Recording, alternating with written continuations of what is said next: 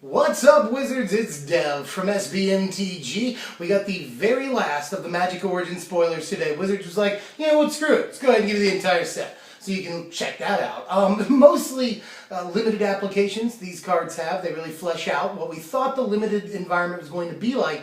It pretty much is probably going to be that way. So, without further ado, let me go ahead and give you what I think are the most interesting of the 50 or 60 or so cards spoiled today. And I'll give you the link for the rest of the spoilers in the description. Let's talk about Swift Reckoning really quickly. I think that this is a really interesting card. I don't know if anybody else thinks that, but I mean, splashable, 2 mana, often instant speed when it works right. Removal, I think is really pretty good, you know. We've also got, you know, what is it, Celestial Flare, Devouring Light. We've got other things in the format that do things similar to this, but I think this is a fairly interesting card. I'm not sure how much play it's going to see, but I do like it in a couple of things, notably heroic decks. I think that that's okay, although, I mean, we don't really care about, you know, tap creatures, we can just fly right by. We don't really care that much. So, I'm not too sure about that, but yeah, that's my 2 cents. Let me know what you think. Here's Psychic Rebuttal, another thing I'm not entirely sure about. Not many spells actually target us that much. I mean, Atarka's Command is something that we have to worry about. That would be awesome to copy. So that's a thought. And I mean, obviously all the burn, but that'll target creatures too. So, of course, in control decks that would play this, the burn their aggro is going to play isn't going to target your creatures. It's going to target you. So this looks cute when you're copying a Stoke the Flames or something like that. Obviously, it doesn't work on Exquisite Firecraft. But in any case, you know, even this Draconic Roar, whatever, you know, Lightning Strike, I feel like it's okay. It's probably a decent sideboard counterspell.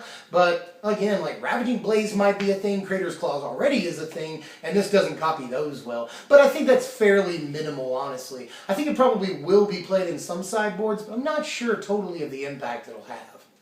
Here's something I'm interested in. This is Blight Massacre, another sideboard card for the Elves decks. I think this is definitely a good SB card for them. Just rails other aggro. It's not instant speed because that would be pretty broke, but it only hits their dudes. That's pretty cool. Obviously, against goblins, that's going to be just a blowout in your favor. So Elves is looking pretty good to me. We were all wondering what the best aggro deck was going to be, and it's looking like everything's coming up Elves. Speaking of, this is Thornbow Archer. I'm pretty interested in this guy, but I'm not sure if I should be. Sort of a 1 mana 2 power guy, not often. Doesn't trade, you know, when blocking, things like that. But I think it's pretty darn cool. In Limited, I'm not entirely sure. I don't really like 1-drops in Limited to begin with, plus it's entirely possible your opponent will have some Elves. Who knows how much value you're going to get out of there. But in the green-black Elves deck that is a thing, is this a 1-drop you want to play? Maybe. It sucks we didn't get Elvish Mystic. We officially, as far as I saw, did not get Elvish Mystic. So we will still have it until October. Who knows if we'll get it or some equivalent in BFZ, Battle for Zendikar. But hopefully we do. But these are the 1-drop Elves we have to work with right now. This and Naru Trapper, and maybe something else, but I don't think so. But in any case, I feel like this is probably fine in the 1-drop slot if that's what we want to do. I do like to play Naru Trapper. I'm not totally sure about this guy. I'm babbling, but let me know what you think. This is Shadows of the Past. I don't think this is a very good card, but I think it's a really interesting card and something we've never really seen. I do love that first ability on it for a 2-mana enchantment. That seems okay, although obviously this takes up a whole turn, and we really can't afford to do that. We lose initiative off this card. And you can probably only ever activate it like once in a turn, maybe twice if the game goes that long. And I don't know, it just doesn't seem quite there or really there at all. I just think it's a really cool card, so I wanted to showcase it here.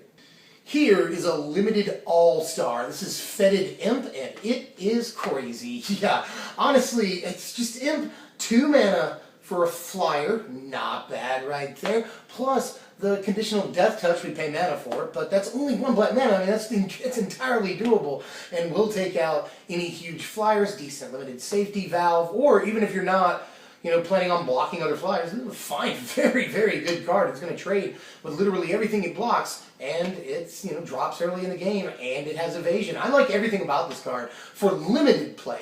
Constructed, I have seen a couple of people say, like, it blocks dragons, but I just, we'll see. I'm not entirely sure on that end. Here's Caustic Caterpillar, and I just like the art. The art is incredible. It's probably my favorite art in the set. Almost definitely, it's just beautiful. And the card is not half bad. I'd rather play Reclamation Sage, honestly, but card isn't bad, really. You know, a little naturalize on a stick, I guess. But the art, it's beautiful. It's a beautiful card. This is good. This is Gather the Pack will take the place of Commune with the Gods, perhaps Satyr Wayfinder. I love that there's always a card like this in green, whether it's Commune or Grizzly Salvage, you know. There's always a card like this the last few years. And I love that green is just a color that does this now. Really strong card here. Notice that if you spell mastery, you don't have to get 2 creatures. So if you're in a reanimation strategy or something, you're not forced into getting 2 creatures. Although, a lot of the time you will want to get 2 creatures. I mean, that's value, you know. You spend 1 card, you get 2 guys. So, and you dump the chaff off the top of your deck. So I think there's a lot of things to like about this card. And just certainly we'll see standard play. I think there's no doubt about that. People will do things with this. Here's Mage Ring Network, has a lot of people excited in a lot of different formats. People are even talking about this in Modern right now. Obviously, Commander players love it to death. And Standard players, haven't really heard too much from them lately about, or at all, about this card. But as far as, I'm a Standard player, and as far as I know, it's a good card. I mean, especially in something like Control, although between this and, you know, the other artifact making land thing that was made the other day, spoiled the other day. We don't really want to play too many of these, you know, colorless only lands, although Control is already a very land heavy deck. We usually play 27 lands in Control. So I could see this definitely happening, especially in decks that want to play better things at the top of their curve, or bigger things at the top of their curve. Definitely enables that. We'll see how much of a splash it really makes, but I do think there's an awful lot going for this card. I was going to say right now, but just period. There's an awful lot going for this card, period. I'm glad it exists. Here's Undercity Troll. I'm not going to spend too much time on this, like I haven't really spent much time on any of these, but in any case, really efficient, fantastic creature. It limited, really good. It's a bear, 2 mana, 2/2, and it regenerates. So I see absolutely nothing wrong with that. Plus the Renown is really good. That just slapped on there. Like, if it was just a 2 mana, 2/2 regenerate, that would be pretty darn good. But I mean, a 2 mana possible 3/3 with a regenerate is crazy and limited. Definitely good. Will it see standard play? I really don't think so. Perhaps if we see exactly the right zoo deck, maybe. But I mean, green is going to be mostly dominated by huge curved out in, you know, 6, 7, 8 mana spells like Devotion, things like that, or Elves, you know. So I'm just not sure that this will find a place, and it doesn't slide into like Abzan or anything else that plays green. So I'm a little sad this probably won't find a home right away, but I do really like this card. This is Orbs of Warding. It's nothing particularly special, but I do want to check it out. Reminds me of Urza's Armor, obviously, and Urza's Armor saw play in, you know, some, you know, Chaos formats. That was what we called Commander, either Chaos or just straight up multiplayer. But it used to see play in that. I don't know if it still sees play in Commander. I haven't played a good game of Commander in a while. But definitely interesting card. 1 less mana than that, and an extra ability that's really good in a format, especially, again, like Commander. So here you go, Commander players. It's a really cool card. And people are saying maybe sideboard option against certain aggro strategies, but I'm not really sure if I'm on that boat or not. Sword of the Animus. Yeah, we were talking about wanting interesting equipment in this set. I still don't think we really got truly interesting equipment, although this card does look nuts. Really cheap to cast, fairly cheap to equip. The creature does get a PT bonus, which is cool. They didn't have to do that, but they did. And when it swings, you get a Rampant Growth. That is really good. It doesn't have to get through for combat damage or anything like that. It doesn't have to do anything stupid like kill a creature in combat. Just whenever it taps to swing, you get to go Rampant Growth, which is fantastic. Yet another good thing to help flip Nissa, another good thing for ramp decks. I think this is a fantastic card, and hopefully, if we get something like Landfall and in Battle for Zendikar, this will just be mind-blowing. I love that the creature doesn't have to get through. That's very important. I don't think it's like Yumezawa's Jite or anything, like an equipment that's just going to totally flip the format, but I do think this will be the first equipment in a while that really sees constructed play, in Standard at least. So I like it. Let me know what you guys think. We got 3 gold cards to finish off these spoilers here. We got Erois's Champion. I'm not really sure if Red-White Soldiers is going to be a thing, although we have seen a couple of interesting red cards, and it opens us up to burn and stuff. That's pretty cool.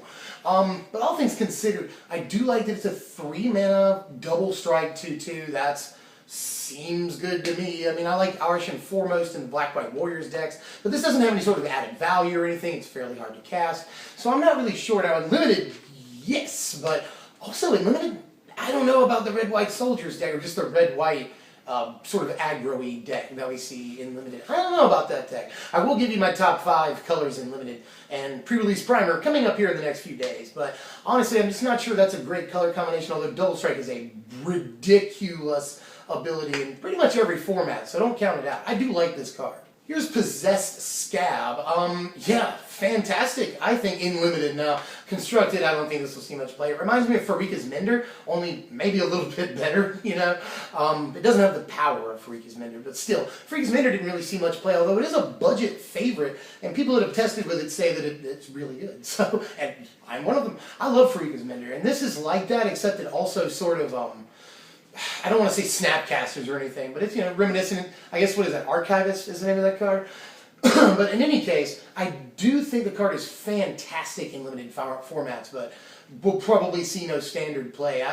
We'll see. I mean, it is value in a way, but I really don't see it. And finally, I saved this guy for last. This is Thunderclap Worm. Wisely, not a dragon. Probably wisely. Thunderclap Worm is really effing good. I do, in fact, like this guy. Flash on this dude is just sick. And the bonus for your flyers, one of the more important and time-tested limited decks, especially in draft, is the blue-white flyers deck. And this is just the piece for that deck. It actually makes it a thing because blue isn't an entirely strong color, although it does have some good flyers in this set. Really good flyers. So this is the key piece for the blue-white flyers deck. You get this passed to you, you open it up.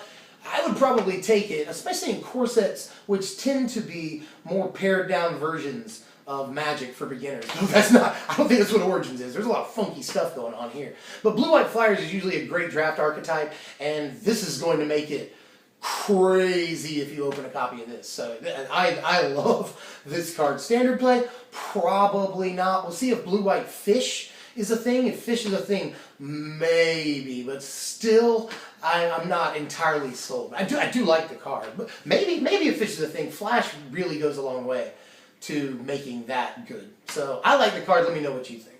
Well, that's it. Like I said, link in the description for the rest of it. There are a couple of interesting cards in there, and mostly some limited stuff. We do see the format looking pretty good as far as limited play. Innistrad is sort of known as the best set to draft or play in sealed.